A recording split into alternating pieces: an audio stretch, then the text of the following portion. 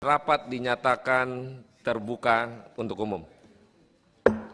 Jadi publik dibohongi oleh polisi, maka mestinya Kapolri diberhentikan sementara, diambil alih oleh Menko Polhukam untuk menangani kasus ini.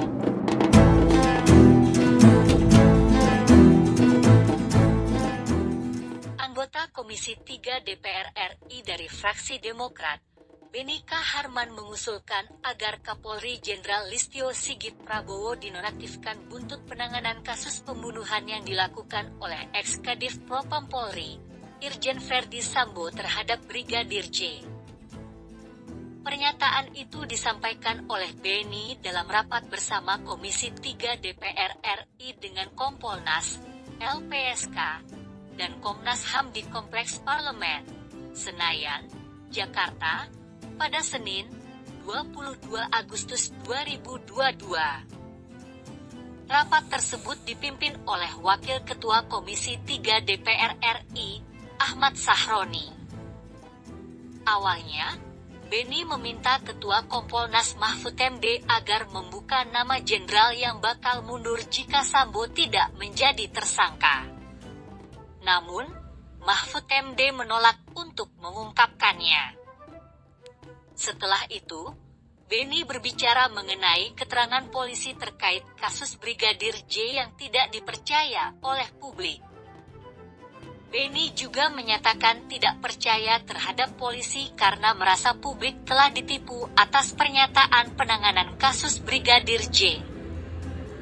Kita nggak percaya polisi kasih keterangan kepada kita publik, kita ditipu kita ini kan, kita dibohongin, ujar Beni.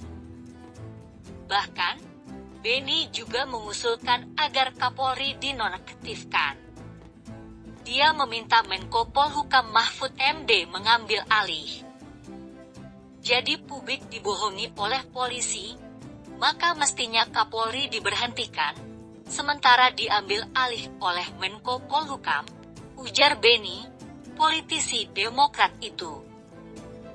Usulan itu kemudian ditanggapi oleh anggota Komisi 3 dari fraksi PDIP, Trimedia Panjaitan.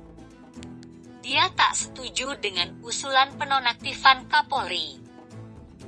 Saya kurang setuju dengan yang disampaikan Pak Beni Kabur Harman soal nonaktifkan Kapolri, ujar Trimedia. Trimedia menilai Kapolri sudah tepat dalam menangani kasus Sambo.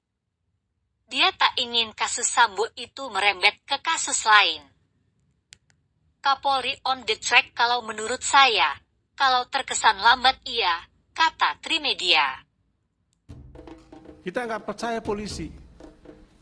Polisi kasih keterangan kita kepada publik. Publik kita ini udah ditipu juga kita ini kan. Kita dibohongin. Sebab kita ini hanya baca melalui medsos Pak Mahfud. Dan keterangan resmi dari Mabes. Kita tanggapi ternyata salah. Jadi publik dibohongi oleh polisi.